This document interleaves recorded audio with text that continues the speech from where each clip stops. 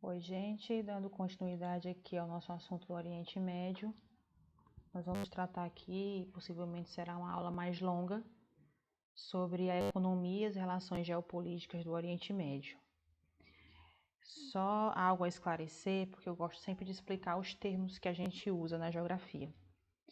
Quando eu falo de relações geopolíticas, a gente fala na geografia desse assunto acerca de como os países que estão dispostos separadamente no globo terrestre, eles se relacionam politicamente, de acordo com seus interesses políticos. E nós sabemos que os interesses políticos dos países envolvem, além de questões partidárias, também envolvem questões de economia e sociedade. Então, quando, por exemplo, dois países se relacionam, como no caso, por exemplo, a relação tensa que está acontecendo atualmente entre Estados Unidos e China, essa relação que ora é tensa, envolvendo alguns interesses, no caso, interesses armamentistas, interesses até mesmo da questão da pandemia, que afeta diretamente a economia e a sociedade desses países, esse tipo de relação são relações geopolíticas, porque tratam diretamente entre países que têm seus territórios diferentes, que têm o seu espaço geográfico soberano e plenamente definido, mas que se relacionam de acordo com interesses diversos. Então a gente chama essa parte da geografia de relações geopolíticas, certo? E o Oriente Médio é uma região do planeta, uma sub-região da asiática, que tem as suas relações geopolíticas sempre vigentes, sempre em voga nos noticiários e nas relações exteriores. Sempre o Oriente Médio está sendo focado pela quantidade de conflitos e da própria importância que o Oriente Médio tem na economia mundial, que a gente vai tratar disso hoje. Então, como são assuntos mais extensos, eu vou tratar de maneira mais resumida para não alongar muito esse vídeo. E qualquer dúvida, vocês podem estar entrando em contato comigo através dos grupos do WhatsApp para tirar dúvidas referentes ao assunto ou referente à atividade proposta enviada para vocês terem esse acesso. Então, vamos falar inicialmente sobre a economia do Oriente Médio. Então, a economia do Oriente Médio, ela está praticamente toda voltada para a produção e a exportação do petróleo. Por quê? Porque esse combustível, essa matéria-prima, esse recurso natural, ele está muito presente nessa região. Eu coloquei até aí no gráfico, em relação os demais continentes, a quantidade de participação do Oriente Médio nas reservas mundiais de petróleo, o dado mais recente que a gente pode ter acesso. Então, estima-se que aproximadamente 60% de todo o petróleo que é produzido no mundo esteja no Oriente Médio. Então, é uma região que é muito focada porque o petróleo ainda é o principal combustível que move indústrias, é o combustível automobilístico mais usado, também o petróleo é usado para a confecção de produtos sintéticos como plástico, borracha. Então, é um produto que ele é visado no mercado mundial e que muitos tratam como sendo o ouro negro, porque ele é bem requisitado, ele é bem usado.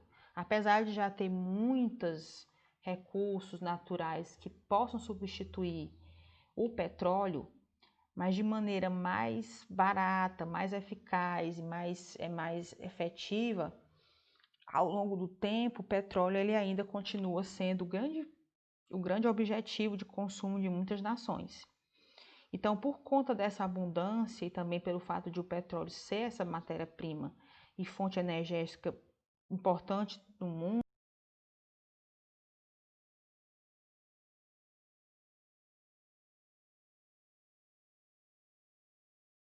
o interesse do petróleo como plano de fundo, certo?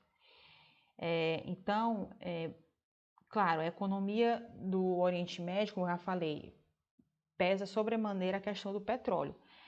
Existem outras fontes econômicas, como por exemplo a agropecuária, que também é bem significativa, a indústria, que também faz parte da economia do país, mas a extração e a produção de petróleo nessa região é realmente a base principal, tanto para as relações internas e a questão de manter os países do Oriente Médio economicamente, como também o Oriente Médio ele é esse bolsão de interesse a nível mundial. Então, a gente vai ver também, depois vocês podem se aprofundar mais nesse assunto, que muitos conflitos e muito interesse que envolve outros países em relação ao Oriente Médio tem a ver com o interesse de manter essa produção e essa compra, esse comércio das reservas de petróleo que existem nessa região, certo? Então aí eu coloquei alguns exemplos de como o petróleo influencia em alguns conflitos. Nós temos a disputa pelo petróleo, que é considerado o barril de pólvora do globo terrestre, né? O Oriente Médio é uma região estratégica, principalmente para as nações industrializadas que usam esse recurso como principal combustível. Então você vai ver dentro, como eu falei na aula passada, que o Oriente Médio ele é rico em mares e em golfos, também é rodeado de mares tanto maiores pelo oceano ou tão mares internos. Isso facilita a rota de navios petrolíferos que vão vir de outros países para pegar esse petróleo e levar para a Europa, para os Estados Unidos, para o Japão, países que têm um nível de desenvolvimento industrial muito alto e que precisam do petróleo como combustível, certo? E aí, um dos principais conflitos que marcaram essa disputa pelo petróleo aconteceu em 1956, que foi chamada a Guerra de Suez. A Guerra de Suez foi a luta de conseguir nacionalizar esse canalzinho que vocês estão vendo aqui, que eu coloquei nessa figura aqui do lado, que divide o Egito do Oriente Médio. Então, esse estreito aqui, que começou aqui no Mar Vermelho, mas que pela ação humana também foi aberto para que pudessem passar navios vindos do Mar Mediterrâneo e pudessem atracar aqui no Mar Vermelho para se abastecer de petróleo. O Egito tentou nacionalizar esse canal, ou seja, colocar sob a sua administração o canal de Suez, para que toda a renda efetiva desse comércio pudesse vir para o Egito. Só que alguns países da Europa, como a Inglaterra, França, Israel, nesse período não aceitavam essa nacionalização do canal de Suez pelo Egito. Eles pleiteavam que todo o comércio feito por aqui não ficasse apenas como renda para o Egito, mas que também fosse repartido para essas nações, tanto as nações que ficavam aqui com o apoio dessas nações europeias, certo? Israel, no caso, seria esse canal, porque Israel fica imediatamente do outro lado, se beneficiaria diretamente do canal de Suez, apoiados pelos países europeus, como até hoje acontece. Então, essa guerra terminou com a perca do Egito dessa nacionalização e o canal de Suez sendo um canal que pode ser administrado principalmente pelos países que margeiam aqui no Oriente Médio, mas com forte influência dos países industrializados da Europa. Outra questão que envolve a geopolítica do Oriente Médio é a questão religiosa. A religião que predomina no Oriente Médio vai ser o islamismo, né? Uma religião que abrange cerca de 90% da população total que compõe o Oriente Médio. Mas não só o Islã. A gente diz que o Oriente Médio é o berço das três grandes religiões monoteístas, como eu coloquei o símbolo de cada uma: o judaísmo, o cristianismo e o islamismo. São religiões monoteístas, ou seja, acreditam num Deus principal, num Deus maior, cada um, que na verdade chamam o mesmo Deus que os judeus servem, é o mesmo Deus do cristianismo, o mesmo Deus do islamismo, cada um se reportando a ele de maneira diferente, construindo sua doutrina de maneira diferente. Mas são religiões monoteístas que têm o seu berço, ou seja, nasceram nessa região do Oriente Médio, tendo essa, a mais antiga, o judaísmo, porque como usando a Bíblia como fonte histórica, conta a história do nascimento, do surgimento da nação hebreia, que deu origem à nação judaica, é a mesma origem, que posteriormente do judaísmo veio o cristianismo, né, trazendo essa ideia do Messias como Salvador, o Messias cristão do cristianismo, e também surgiu também o islamismo, que chama o Deus principal de Alá, e que teve também com essa promessa messiânica, não Jesus Cristo como é do cristianismo, mas o profeta Maomé, né, que é o grande Messias, o grande mensageiro de Deus para formar essa religião. No caso, a predominância lá da região é do Islã. Então, o Islã compreende hoje em mais de 1 bilhão de pessoas em todo o mundo. E desse total de 1 bilhão de pessoas em todo o mundo, 230 milhões são apenas no Oriente Médio. Então, é uma região que é importante nessa história dessas religiões, na construção histórica dessas religiões, mas que também vai, em decorrência disso, ter bastantes complicações também por esse motivo religioso. Aí, além dos muçulmanos, são as pessoas que servem ao islamismo, existem ainda cerca de 6 milhões de judeus no Oriente Médio, quase todos concentrados na nação de Israel, num país chamado Israel, e também tem 13 milhões de cristãos. Esses cristãos que foram, tanto do islamismo como do judaísmo, se convertendo ao longo do tempo e formando também essa quantidade de pessoas significativas. Já aproveitando o gancho da religião, grande parte dos conflitos que existem no Oriente Médio, além dos conflitos envolvendo a economia do petróleo, também são conflitos religiosos. Então, o Oriente Médio ele é caracterizado pela ocorrência de muitos conflitos geopolíticos ao longo da história. É de longe o local com maior tensão do mundo, e em tempos históricos muitos povos invadiram essa região. Né? A grande parte dessa história é contada na Bíblia, ou nos livros principais do judaísmo e do islamismo, mas os povos que invadiram essa região e que dominaram durante muitos anos, os persas, o Império Árabe e os turcos otomanos.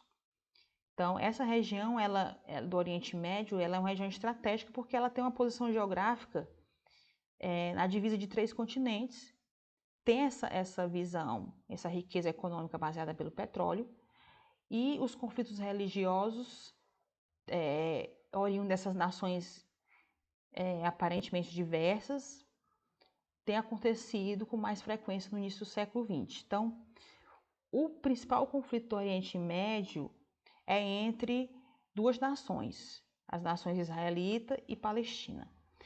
É uma guerra que é travada entre árabes, muçulmanos, a maioria, e os judeus em busca da formação de seus respectivos territórios. E pela ocupação da cidade sagrada. Como eu falei no slide passado, o Oriente Médio é berço dessas 3 grandes religiões monoteístas. E Jerusalém é comum, é um espaço territorial comum e sagrado para essas 3 religiões. Então, Jerusalém é sagrado para os judeus, Jerusalém é sagrada para os cristãos e Jerusalém é sagrada para os islâmicos. Então, a ocupação dessa cidade por uma desses povos que seguem essas orientações religiosas também tem sido motivo de grandes conflitos, certo? Mas as 2 nações mais envolvidas, como eu coloquei na figura, é a nação de Israel e a nação palestina. E isso vem desembocando em uma série de conflitos ao longo do século XX até agora, no século XXI. E esses conflitos que começam com um intuito religioso, mas eles, na verdade, estão também permeados pela questão territorial, ou seja, definir a parte do Oriente Médio que pode ocupar e obrigar essas nações que, por vontade de cada um deles, se vivam separadamente, certo? Eles não apoiam de uma maneira, como é que eu posso dizer, de uma maneira democrática, né? Essa conjunção, essa convivência entre essas nações que, apesar de terem o mesmo Deus monoteísta, né? Eles entendem as suas doutrinas completamente diferentes, não aceitam a forma como cada um trata, encara as suas posturas religiosas com rebaixamento no comportamento territorial. Então, só tirando um pouco de foco essa questão dos conflitos religiosos, existem outros conflitos no Oriente Médio que também são os conflitos territoriais. Então, a gente já falou dos conflitos envolvendo o petróleo, que é a parte econômica, nós já falamos dos conflitos referentes às partes religiosas, que envolve a disputa, que também envolve território, mas imbuída no âmbito religioso, mas também nós temos simplesmente os conflitos envolvendo o território. Então, eu coloquei no mapa um desses mais famosos exemplos, que é a luta do povo curdo para conquistar um território próprio para eles viverem. Então, essa mancha vermelha que fica dentro do território da Turquia, da Armênia, da Síria, do Iraque e do Irã, que são países do Oriente Médio, é onde vive a nação chamada de curdos. E eles lutam há muito tempo, aproximadamente 30 milhões de pessoas formam a nação curda, que estão aí espalhados por vários países do Oriente Médio. Eles reivindicam, junto aos países e à própria Organização das Nações Unidas, um território próprio.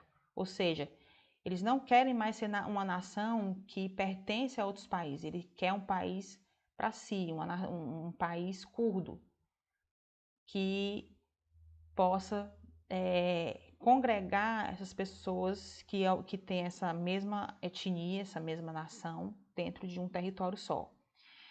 E, além disso, muitas das nações dessa região, ao longo da história, guerrearam em busca de expansão de seus territórios, né? A intensificação dessas batalhas se deu após o processo de ocupação realizado pelas grandes potências europeias, né, que dividiram esse espaço em territórios de acordo com suas necessidades e vontades. Então, sempre, às vezes, tem envolvido algum país europeu ou próprio dos Estados Unidos, como grande potência mundial, na organização do território do Oriente Médio, levando em conta os seus próprios interesses e necessidades, que às vezes são alheios às necessidades e interesses daquelas nações propriamente ditas que estão ali. Então, o Oriente Médio tem sofrido muito com esses conflitos de nações que reivindicam seus territórios e que não querem a influência europeia, ocidental, estadunidense nessa organização que pode ser feita por eles. Outra questão bem complicada, e que eu aqui só vou dar mesmo o aparato geral, não tenho tempo efetivo para me aprofundar tanto, até para não complicar muito o conhecimento de vocês, é a questão da partilha da Palestina. E aí, dentro do Oriente Médio, eu vou ter esse território aí que eu selecionei para vocês, que antes de Cristo, aproximadamente 900 anos antes de Cristo, quase 1000, é um território chamado de Palestina e que, na Bíblia como documento histórico, é chamada de a Terra Prometida dos Hebreus. Então, essa região aí que eu marquei aí no mapa é uma pequena porção do Oriente Médio, chamada de Palestina. No caso aí, é a Palestina sob o comando do rei hebreu Davi, né, há cerca de 900 anos antes de Cristo, e que tinha essa divisão, certo? Toda a Palestina, a Jerusalém, capital, onde era a sede do reinado do povo hebreu, Jerusalém, onde abriga o Mar Morto e o Rio Jordão, o Mar da Galileia, margeado no seu lado oeste pelo Mar Mediterrâneo. Então, é uma área que tem uma importância milenar dentro da formação das civilizações. E os povos palestinos, esses que de alguma maneira tiveram o seu berço nessa região, eles são constituídos por uma etnia do Mediterrâneo composta por uma mistura, uma miscigenação entre filisteus, né, que eu coloquei no mapa Filístia, né, a origem dos filisteus, árabes e os cananeus, que são maciçamente, na sua história, depois se tornaram muçulmanos, ou seja, é uma religião que foi dominada após o período da expulsão do povo hebreu dessa região e foi dominada antes da era de Moisés pelos povos cananeus. E os cananeus, se vocês observarem depois na história bíblica, tem vários povos, várias etnias, filisteus, árabes, cananeus e vários outros nomes complicados. Já um segundo ponto, saindo mais dessa contemporaneidade bíblica, a Palestina, que tem a sua origem do nome Filistina, terra dos filisteus, é uma região considerada histórica, tanto pelos próprios palestinos quanto pelos judeus. Os judeus, eles ocuparam essa região há mais de 4.000 anos, né? Com a história de Abraão, quando, segundo a Bíblia, Deus chama Abraão para fazer um povo de Deus. E esse povo de Deus foi chamado de povo hebreu, e depois, com o advento da história bíblica, que culminou com Jacó, e depois com Moisés, esse povo hebreu virou o povo judeu. Esses últimos ocuparam essa região, que tem essa região como terra sagrada, terra prometida.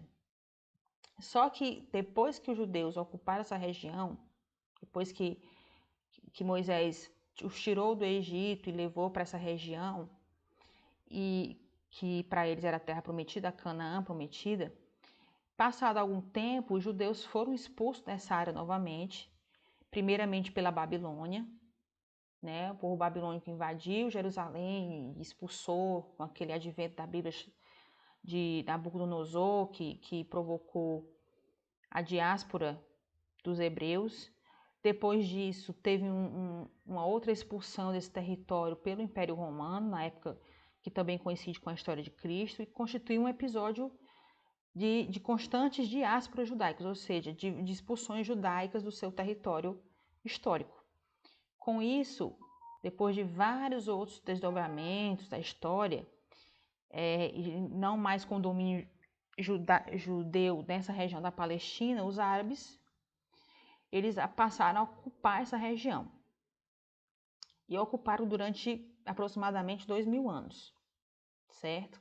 Depois de Cristo, que é o chamado período do Império Turco-Otomano. Então, a região que vocês percebem aí pela complexidade da história, não só da geografia, mas pela explicação histórica da formação do território, é uma região bem problemática e bem cobiçada e bem dinâmica na questão da formação territorial. Aí você tem, depois disso tudo, já no início do século XX, na era mais recente, um movimento que foi chamado movimento sionista. O que é esse movimento sionista? No final do século XIX, esse movimento sionista, que foi criado por esse judeu austríaco, Theodor Herzl, ele começou a influenciar através dos seus escritos a busca da retomada da Terra Prometida, ou seja, ele começou a influenciar, porque os judeus, anteriormente, depois da invasão do Império Turco-Otomano e do domínio árabe na região da Palestina, eles estavam judeus espalhados pelo mundo todo, então estavam sem território, era uma nação judaica espalhada por diversos países, não só do Oriente Médio, mas da Europa. Muitos também vieram para a América. E esse cidadão judeu, ele começou a incentivar esse retorno para essa região da Palestina, que, como sempre para eles, foi considerada a terra prometida por Deus a eles. Também chamada de Sião, né? No tempo bíblico de Moisés era chamada de Canaã, mas nos tempos mais recentes essa terra prometida é chamada de Sião, é uma das formas de chamar. Dessa forma, com esse incentivo, houve um processo de imigração dos judeus para essa região da Palestina, que no começo eles vieram migrando para a região da Palestina em momentos de paz, sem conflito com ninguém. Então é como se eu saísse daqui do Brasil e fosse estabelecer minha vida em qualquer país da Europa ou nos Estados Unidos, que eu chego lá, provo que sou um cidadão de bem e aceitável pelaquela nação e começo a viver a minha vida sem grandes empecilhos naquele país onde eu sou um imigrante. Assim aconteceu no começo do século XX com o povo judeu, incentivados por essa busca pela Terra Prometida. Eles voltaram, começaram a sair dos países onde eles estavam e a ir em direção à Palestina para ocupar sua terra. Só que, ao desenrolar do século XX, mais precisamente após a Segunda Guerra Mundial, o fluxo migratório dos judeus ele se intensificou cada vez mais, principalmente com aquele episódio da perseguição nazista contra os judeus.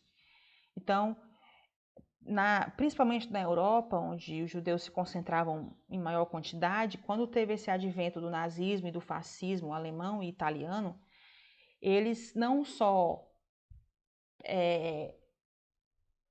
maltratavam os judeus, mas como também incentivava a volta, de certa forma, desse povo judeu para dar onde eles vieram, né? No caso da Palestina, essa região que a gente está estudando. Então, também para fugir dessa perseguição nazista, que é chamada de Holocausto, essa migração dos judeus se intensificou ainda mais no final da Segunda Guerra Mundial. Aí, já depois da Segunda Guerra Mundial, que já não era mais um momento de paz, os Estados Unidos, o Reino Unido, a União Soviética, que estavam iniciando uma Guerra Fria, realizou em 1947 uma partilha dessa região da Palestina. Ou seja, os judeus que estavam já em grande quantidade migrando, eles teriam locais específicos para estabelecer a sua nação. Só que lá já existiam os árabes e também precisavam ter o seu território resguardado. Então, os judeus passaram a ficar com 57% do território e os árabes que já estavam lá durante milhares de anos, que já eram maioria na região, passaram a ficar com 43% do território. E a capital, Jerusalém, né, da cidade de Jerusalém, sagrada para as religiões judaica e islâmica, pertenceria a ambos as nações, tanto aos judeus como aos árabes, e ficariam sob a administração da própria ONU. Ou seja, a cidade de Jerusalém não ia ser nem dos judeus, nem dos árabes que já estavam lá, mas ia ser uma cidade administrada pela Organização das Nações Unidas. E em 1949, a ONU ajuda a criar o Estado de Israel, ou seja, pega um território dessa Palestina, estabelece fronteiras e coloca a formação de um país exclusivo para os judeus, formando o Estado de Israel. De um primeiro momento, você já percebe que parece uma coisa assim meio injusta, porque apesar dessa história ter começado toda da Palestina com os hebreus, eles sofreram muitas diásporas e nos últimos milhares de anos, no caso 2000 anos passados, a região era ocupada pelos árabes, que se viram de uma hora para outra reduzido o seu território para dar a maior parte do seu território para o povo judeu e ainda ver de um momento meteórico a criação de um país reconhecido, forte, dentro da Palestina para o povo judeu, sendo que o povo árabe ficou sem país, sem um reconhecimento de país. Então, esse conflito, que ao invés de ter sido um momento organizador por parte da ONU, foi um momento que deu origem a um grande conflito, depois desse movimento sionista, que foi o conflito da questão palestina. Ou seja, os palestinos, diante dessa organização judaica no território, eles foram se enfraquecendo.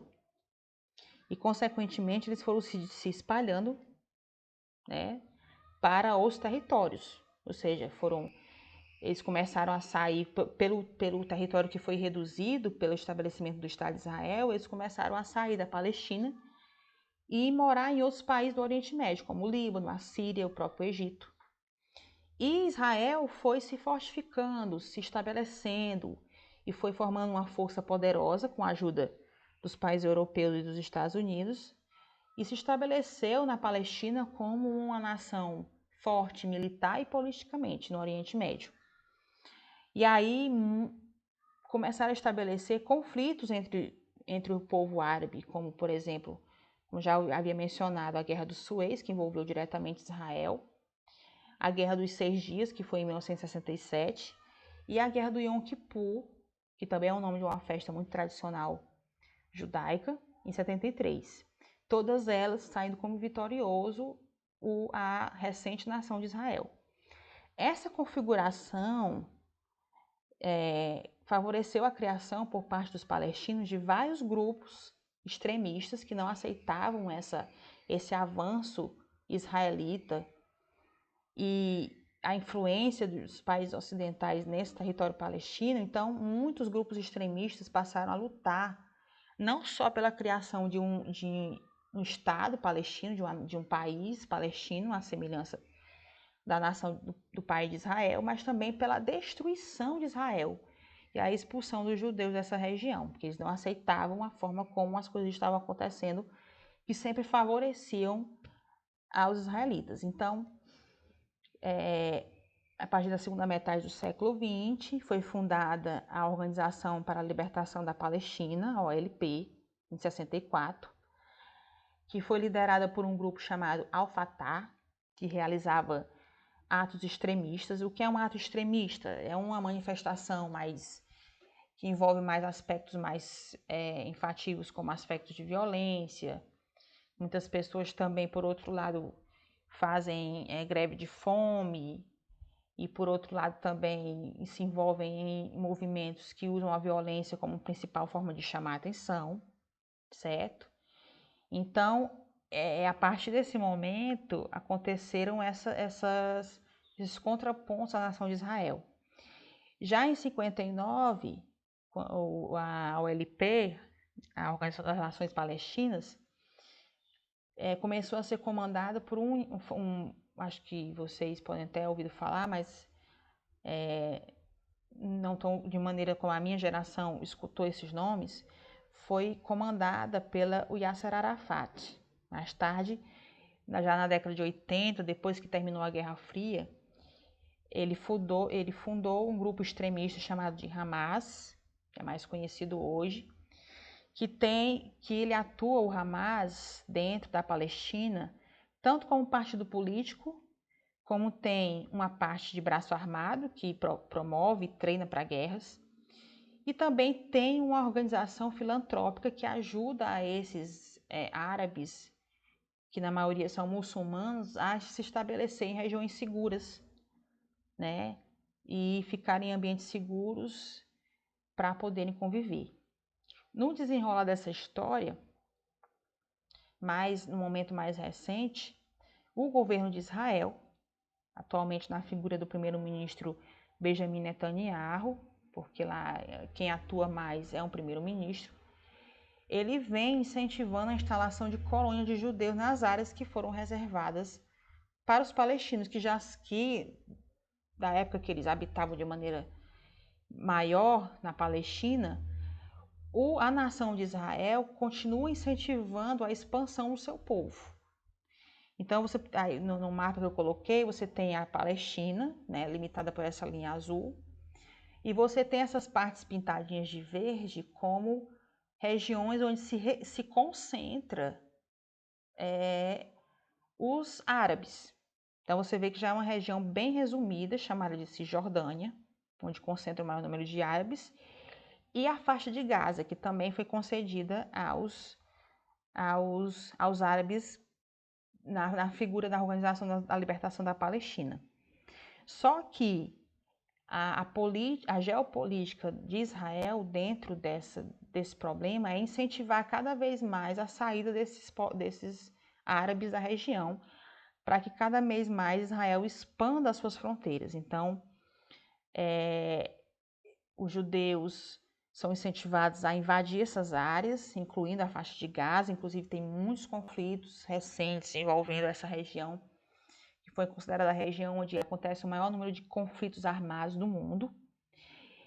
E uma das áreas que acontece o maior número de atentados terroristas e conflitos armados que acabam se espalhando para o mundo todo. Porque você vai ter aí, no início do século XXI, essas 2 primeiras décadas que nós estamos vivendo, que já aconteceram muitos ataques terroristas para chamar justamente a atenção para essa problemática que envolve essa região palestina e essa influência ocidental que insiste a acontecer na organização dos territórios no Oriente Médio, certo? Então, eu sei que é uma questão complexa, não sei se eu contemplei de maneira clara o assunto, mas eu espero que ajude vocês. E qualquer dúvida, vocês podem chamar a gente no WhatsApp, que a gente vai ajudar vocês com esses assuntos que são de sobremodo bastante complicados, certo? Então, até a próxima semana com a continuação dos nossos estudos remotos.